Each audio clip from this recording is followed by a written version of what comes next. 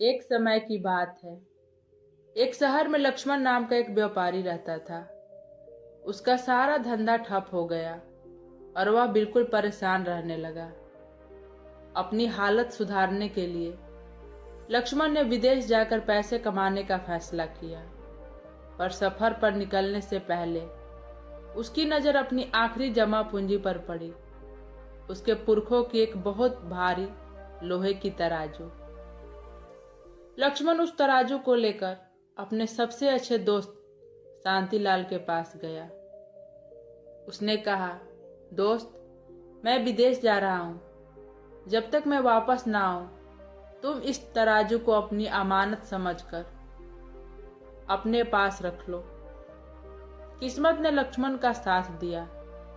सालों की मेहनत बाद उसने विदेश में खूब पैसा कमाया और एक अमीर आदमी बनकर अपने शहर वापस लौट आया। वापस आते ही सबसे पहले वह शांतिलाल के घर गया। उसने अपने दोस्त को गले लगाया और पुरानी बातें याद करते हुए अपनी लोहे की तराजू वापस मांगी। पर शांतिलाल की नीयत खराब हो चुकी थी। उसने एक झूठा और उदास चेहरा बनाकर कहा, भाई, मैं क्या बताऊं, मैंने तो तेरी तराजू बहुत संभाल कर रखी थी, लेकिन उसे चूहे खा गए। लक्ष्मण तुरंत समझ गया कि शांतिलाल उसे धोखा दे रहा है। भला 100 किलो लोहा चूहा कैसे खा सकता है? लेकिन उसने अपना गुस्सा जाहिर नहीं किया और शांति से बोला, कोई बात नहीं दोस्त, इसमें चूहे का क्या कसूर, मेरी किस्मत ही खराब थी। फिर लक्ष्मण ने बात बदलते हुए कहा, चलो छोड़ो, मैं लंबा सफर करके थक गया हूं, नदी पर नहाने जा रहा हूं। तुम अपने बेटे राहुल को मेरे साथ भेज दो ताकि वह मेरा सामान पकड़ सके। शांतिलाल मन ही मन खुश था कि उसने तराजू भी हड़प ली और लक्ष्मण को शक भी नहीं हुआ। उसने बिना सोचे समझे अपने बेटे को लक्ष्मण के साथ भेज दिया। शाम ढल चुकी थी। लक्ष्मण नदी से वापस लौटा, लेकिन अकेला। लक्ष्मण को अकेला देखकर शांतिलाल घबरा गया और चीखकर बोला, लक्ष्मण, मेरा बेटा कहाँ है?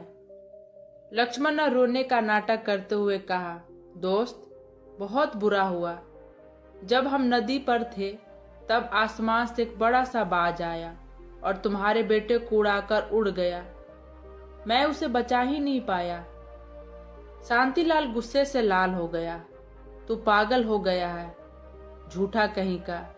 एक छोटा सा बाज इतने बड़े लड़के को कैसे उड़ा सकता है? चल मेरे साथ पंचायत में, वहीं तेरा फैसला होगा।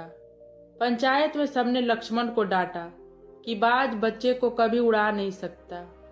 तब लक्ष्मण मुस्कुराया और पूरे सुकून से बोला, महाराज, अगर इस शहर में चूहे 100 किलो का लोहा आराम से खा सकते हैं, तो फिर यहाँ के बाज भी बच्चों को उठा ही सकते हैं। एक ही पल में वहां सन्नाटा सा छा गया। फिर सब समझ गए कि असली चोर कौन है। शांतिलाल शर्म से पानी पानी हो गया। उसने अपनी गलती मानी, तराजू वापस की और लक्ष्मण ने उसका बेटा सही सलामत लौटा दिया। सच ही कहा गया है, जो दूसरों के साथ चालाकी करता है उसके साथ भी वैसा ही व्यवहार होता है।